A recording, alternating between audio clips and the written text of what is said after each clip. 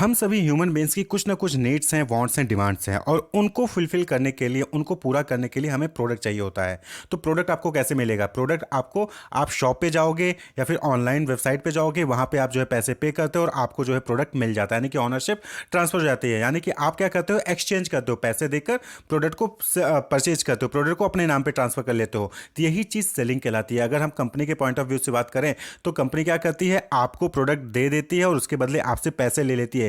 यही पूरा प्रोसेस क्या कहलाता है? Selling. Selling is an any transaction in which money is exchange for a good और सर्विस। तो सेलिंग में क्या होता है कि कोई भी ट्रांजेक्शन हो जहां पे पैसे के बदले आपको गुड्स या सर्विस दे दिया जाता है, आपसे पैसे लिया जाता है और आपको गुड्स सर्विस दे दिया जाता है, तो यही सेलिंग कहलाता है। सेलिंग में मेन फोकस किस पे होता है कि प्रोडक्ट का जो ऑनरशिप है वो आपको ट्रांसफर दे, यानी कि प्रोडक्ट आपको दे दिया जाए, जिसने बनाया है उसने कंज्यूमर को प्रोडक्ट दे दिया और कंज्यूमर से पैसे ले लिया, तो यही सेलिंग कहलाता है। तो सेलिंग में अगर आप देखें कि सेलिंग कॉन्सेप्ट जो होता है मार्केटिंग में, इस पे जो मेन फोकस होता है वो प्रोडक्ट पे होता है, ना कि मार्केट डिमांड पे। यानी कि मार्केट में किस चीज की डिमांड है उस पे फोकस नहीं होता। सेलिंग में मेन फोकस क्या होता है कि जो प्रोडक्ट बन चुका है उसको कैसे कस्टमर तक पहुंचाया जाए, कस्टमर को बेचा जाए। तो सेलिंग का मतलब क्या होता है? बेचना, एक तरीके से बिक्री करना। तो सेलिंग में मेन फोकस किस पे होता है? प्रोडक्ट पे, कि जो प्रोडक्ट बनाया है मैन्युफैक्चरिंग कंपनी ने उसको कस्टमर को बेचना। जो मैन्युफैक्चर के पास ऑनरशिप है किसी भी प्रोडक्ट की, यानी कि सपोज करिए मैंने मोबाइल बनाया, तो अभी मोबाइल का ऑनर कौन है? वो मैन्युफैक्चरिंग कंपनी है। जब वो बेच देगी, पैसे लेकर कस्टमर को सेल कर देगी, तो उसका जो ऑनर कौन हो जाएगा? कस्टमर हो जाएगा। तो यही सेलिंग कहलाती है। तो सेलिंग में मेन फोकस किस पे होता है? प्रोडक्ट की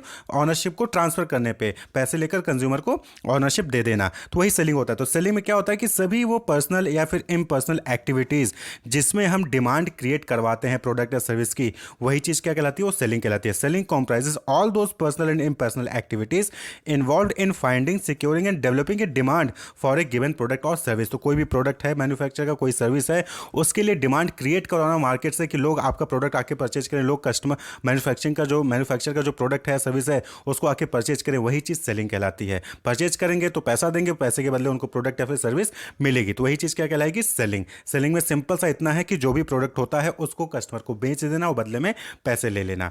अब इसमें जो है बहुत सारे लोग इन्वॉल्व होते हैं। सेल्स पर्सन खासकर जो इंपॉर्टेंट होते हैं वो सेल्स पर्सन होते हैं। सेल्स पर्सन क्या करते हैं कि वो प्रोडक्ट को आपको सेल करेंगे। आप एक बार कहीं पे क्रेडिट कार्ड की इंक्वायरी ले लीजिए, तो उसके बाद आप देखेंगे ना, बार बार आपके पास फोन आएगा कि सर ये ऑफर आया है, सर ये ऑफर आया है। आप किसी शॉप पे चले जाइए, कहीं पे आपने कोई शॉपिंग की, तो वहाँ पे उसके बाद आपके पास मैसेज आने लगेंगे डिफरेंट डिफरेंट ऑफर के। तो ये सब क्या है? ये सेलिंग के ही टेक्निक है। सेलिंग में क्या हो रहा है कि वो अपना प्रोडक्ट आपको बेचना चाह रहे हैं और उसके बदले आपसे पैसा लेना चाह रहे हैं। तो उसके लिए वो या तो नीड क्रिएट करेंगे या फिर डिमांड क्रिएट करेंगे या फिर जो है आपको ऑफर्स देकर आपसे वो प्रोडक्ट परचेज करवाएंगे।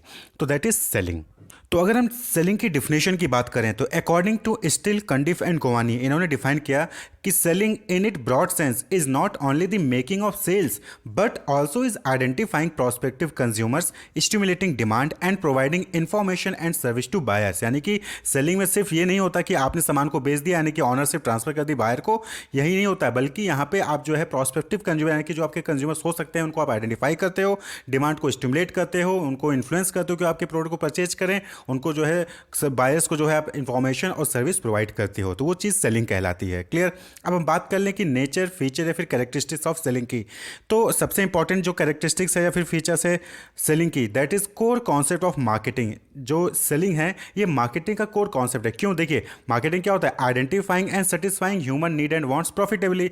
अब जो आप आइडेंटिफाई तो कर लेते हो कस्टमर की नीड क्या है, तो आपने उसके अकॉर्डिंग प्रोडक्ट बना लिया। अब उस प्रोडक्ट को कस्टमर तक पहुंचाओगे कैसे, कस्टमर को ट्रांसफर कैसे करोगे? तो that is the selling. Selling is the core concept of marketing. Selling के जरिए ही आप क्या करते हो कि जो मैन्युफैक्चर का प्रोडक्ट होता है वो कस्टमर तक पहुंचाते हो, और जब कस्टमर प्रोडक्ट को यूज करेगा तभी तो सेटिस्फाई होगा, तभी जो है आपकी सेल्स भी इंक्रीज होगी। तो कोर कॉन्सेप्ट ऑफ मार्केटिंग होता है। बिना सेलिंग के मार्केटिंग कंप्लीट नहीं होने वाली है। Its function is to make sales, यानी बेसिस ऑफ एक्सचेंज, यानी कि सेलिंग के जरिए ही क्या होता है कि एक्सचेंज होता है, यानी कि मैन्युफैक्चर से कस्टमर तक अगर प्रोडक्ट को पहुंचाना है तो वो कौन सा टास्क है जिसके थ्रू ये होगा? That is selling. सेलिंग के जरिए ही कस्टमर तक जो है प्रोडक्ट पहुंचता है।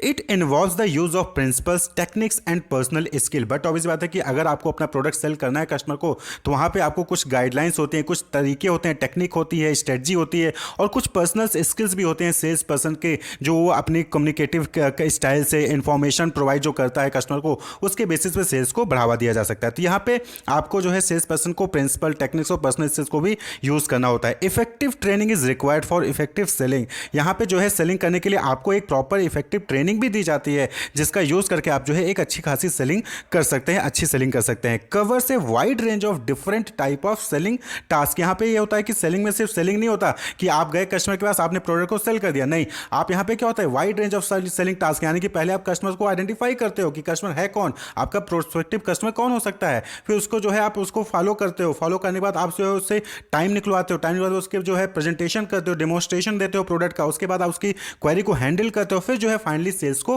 कंप्लीट करते हो। और सेल्स जब हो जाता है उसके बाद भी जो है आप उसको आफ्टर सेल्स सर्विसेज प्रोवाइड करते हो। तो ये जो है बहुत सारे यहाँ पे different type of selling task involve होते हैं। Next that is problem solving, यानी कि सेलिंग में क्या होता है, आप प्रॉब्लम को सॉल्व करते हो। किसके प्रॉब्लम को सॉल्व करते हो, कस्टमर्स के जो भी डाउट्स होते हैं, उसकी जो नीड होती है, जो वांट्स होती है, उसकी प्रॉब्लम को सॉल्व करते हो। भाई उसको कोई चीज़ चाहिए था, उसको प्रॉब्लम है, आपने आपने क्या किया, उसके रिलेटेड प्रोडक्ट आपने उसको सेल कर दिया, तो उसकी प्रॉब्लम सॉल्व हो गई। उसको प्रॉब्लम को प्रोडक्ट को लेके उसको कुछ प्रॉब्लम थी, उसके कुछ डाउट्स थे, तो आप क्या करते हो, उसको इन्फॉर्मेशन देते हो और उसकी डाउट्स को क्लियर कर देते हो, तो प्रॉब्लम वहाँ पे भी सॉल्व हो जाती है। कस्टमर रिलेशनशिप मैनेजमेंट, यहाँ पे क्या होता है कि सेलिंग में कस्टमर रिलेशनशिप मैनेजमेंट भी हो रहा है। क्या होता है कि आप देखते होंगे कि कोई सेल्स पर्सन जब एक बार आपको कॉन्टैक्ट कर लेता है तो इन फ्यूचर भी आपको कॉन्टैक्ट करता रहता है। आप किसी शॉप पे चले जाइए, वहाँ पे आपने कोई प्रोडक्ट परचेज किया, वापस आए तो आपको आए दिन ऑफर्स आते रहते हैं। ठीक है, कस्टमर रिलेशनशिप मैनेजमेंट आज के टाइम में, पहले के सेलिंग में नहीं होता था कि पहले में क्या होता था कि बेच दिया, उसके बाद दोबारा आपको पूछने वाला नहीं, लेकिन आज के टाइम पे एक बार आपने कहीं से कोई चीज़ परचेज कर ली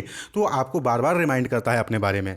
ठीक है, और नेक्स्ट इज परप्यूटुअल फंक्शन। परप्यूटुअल फंक्शन का मतलब कि सेलिंग वन टाइम प्रोसेस नहीं है कि आपने एक बार बेच दिया उसके बाद खत्म।